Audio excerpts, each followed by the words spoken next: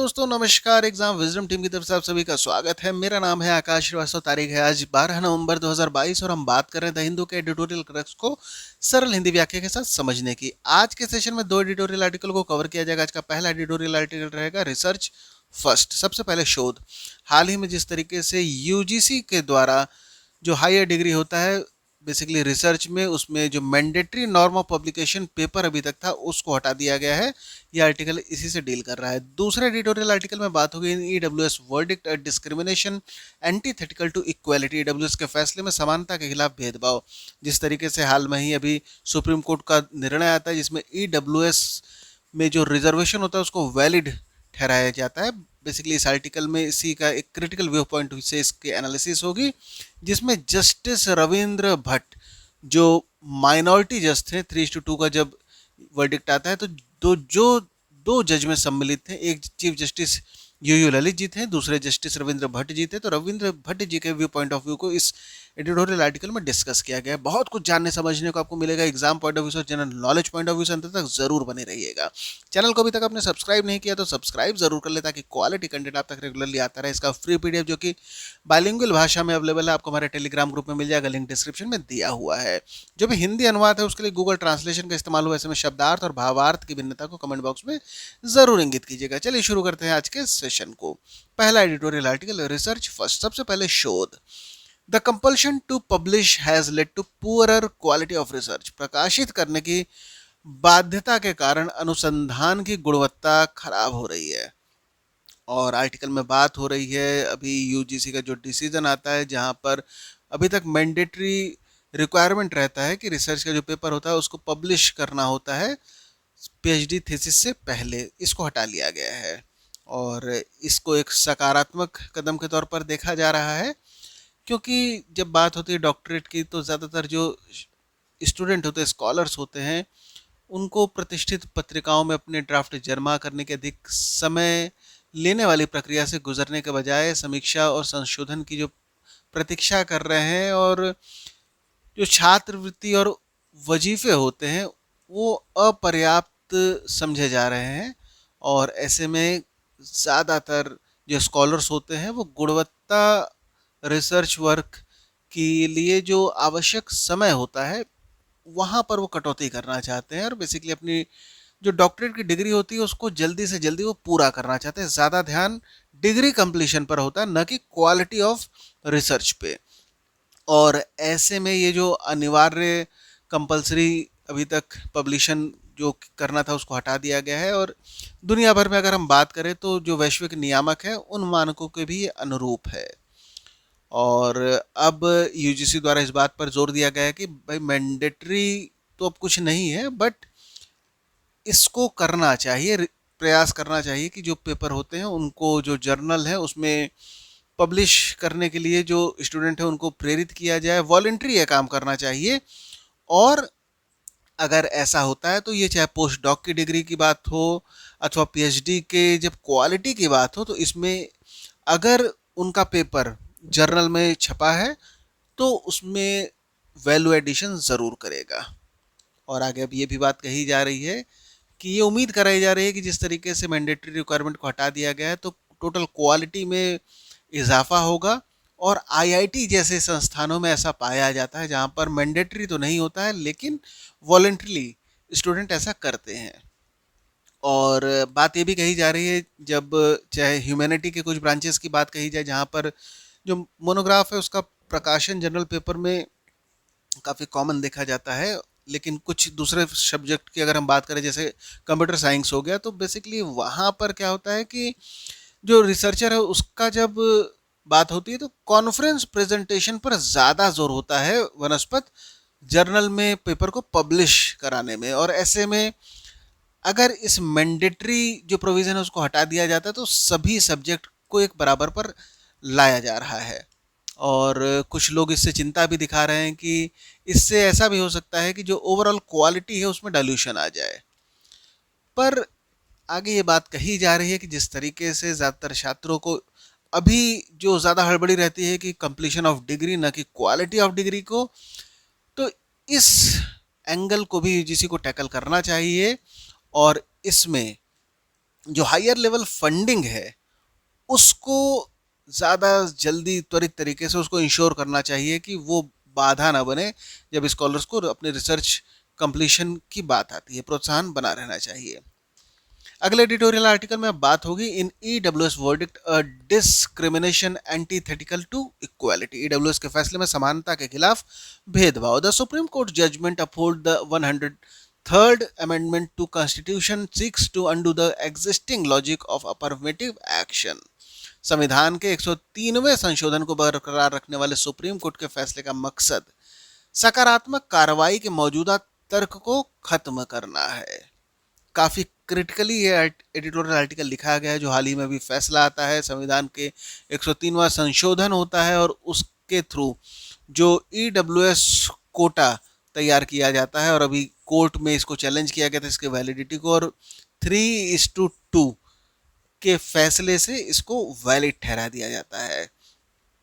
और न्यायमूर्ति रविंद्र भट्ट की जब बात आती है, जो कि माइनॉरिटी व्यू में शामिल थे, तो बेसिकली जो जनहित अभियान बनाम भारत संघ नवंबर 2022 में अपनी असहमति की राय रखते हैं और ये आगे ये भी बात कहते हैं कि जो समानता के अधिकार के केंद्र में कुछ अंतर्निहित कैनन की ओर इनका इशारा भी होता है। और ये विचार उल्लेखनीय है कि जो जाति आधारित समुदाय आधारित जो बहिष्कार हो रहा है पर्टिकुलरली ईडब्ल्यूएस कोटे को लेकर, वो अनुचित है। और अभी तक सुप्रीम कोर्ट द्वारा इस बात की रक्षा की जाती थी, पर इस फैसले में ये जो एक नियम की तरीके से देखा जाता था वो ध्वस्त होता हुआ दिख रहा है। और स्वयं न्यायमूर्ति भट्ट के शब्दों में अगर बात कही जाए तो गणतंत्र के 7 दशकों में पहली बार संविधान के 103वें संशोधन को बरकरार रखते हुए एक स्पष्ट बहिष्कार और भेदभावपूर्ण सिद्धांत को मंजूरी दी गई है। और जिस तरीके से 2019 की शुरुआत में इस संशोधन को पेश किया जाता है और इसे जो आर्टिकल 15 और आर्टिकल 16 हमारे जो कॉन्स्टिट्यूशन के हैं, जिसमें वो राज्य को नागरिकों के आर्थिक रूप से कमजोर वर्ग ईडब्ल्यूएस इकोनॉमिक वीकर सेक्शन के लिए, चाहे वो सरकारी नौकरी की बात हो, शैक्षणिक संस्थानों की बात हो, 10% का कोटा आरक्षण प्रदान करने की शक्ति प्रदान होती है। और समस्या इस बात पर ज्यादा आ जाती है कि इस रिजर्वेशन से बड़ा समाज का वर्ग एससी, एसटी, ओबीसी को एक्सक्लूड कर दिया जाता है। और अब कुछ भूतपूर्व जो भी कोर्ट द्वारा फैसला सुनाए गए उनका जिक्र होगा। सबसे पहला वाद आता है केशवानंद भारती बनाम केरल वाद।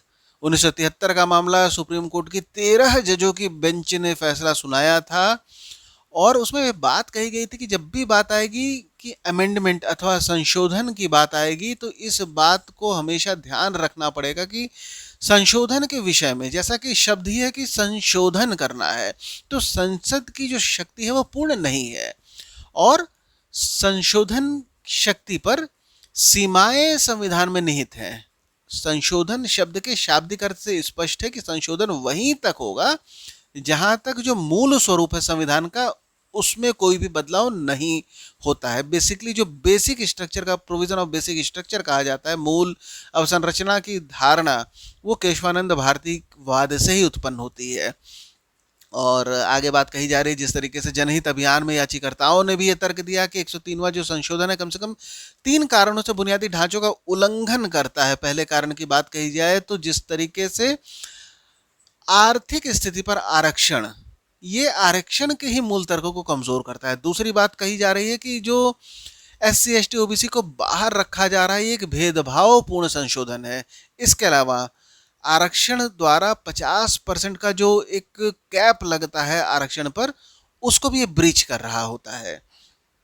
और जो 3 बहुमत में जज थे, न्यायमूर्ति दिनेश महेश्वरी, न्यायमूर्ति बेला एम त्रिवेदी, न्यायमूर्ति जेबी पर्दीवाला, प्रत्येक ने बहुमत के लिए अलग अलग राय लिखी और न्यायमूर्ति रविंद्र भट्ट, जिनकी राय तत्कालीन मुख्य न्यायाधीश ललित द्वारा अपनाई गई, इस विचार की पुष्टि करने में एक मत थे कि आरक्षण वैध रूप से विशेष रूप के आर्थिक आधार पर किया जा सकता है। बेसिकली इसका मतलब ये हो रहा है कि जब बात आई क्या इकोनॉमिक क्राइटेरिया पर रिजर्वेशन दिया जा सकता है तो पांचों ही जज उस बात पर एक मत होते हैं।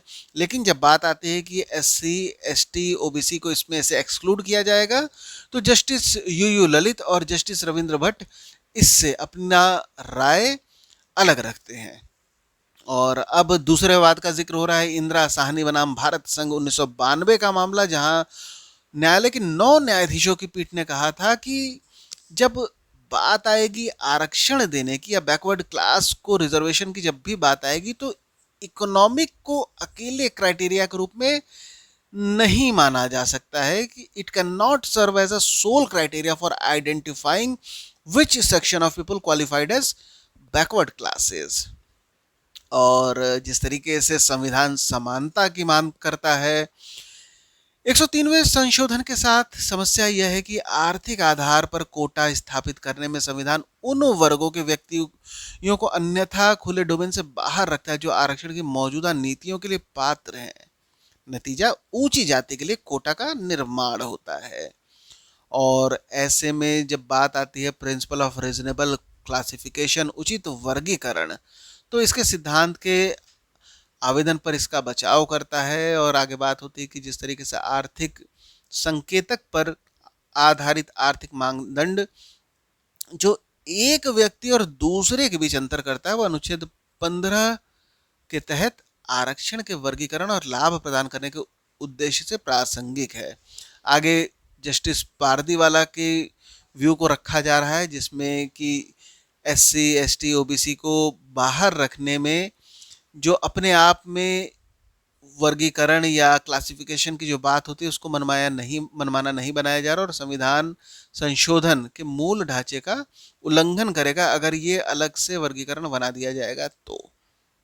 और आगे बात कही जा रही है कि जो फैसला आता है यह देखने में विफल रहता है कि एससी, एसटी, ओबीसी के लिए अनुमत आरक्षण उन पर एहसान होने से दूर, जिस तरीके से कई लोगों का मानना है कि आरक्षण मिल रहा है तो कोई एहसान किया जा रहा है, बल्कि आरक्षण एहसान नहीं, उनका अधिकार है। अथवा ये भी कहा जा सकता है कि जिस तरीके से अतीत में जो भी बातें हुई हैं गलत, उनको सुधार करने का एक प्रयास है, समावेशी विकास की तरफ कदम है, उसके प्रति आरक्षण इस बात की गारंटी देता है, समानता की गारंटी के लिए आरक्षण आंतरिक है।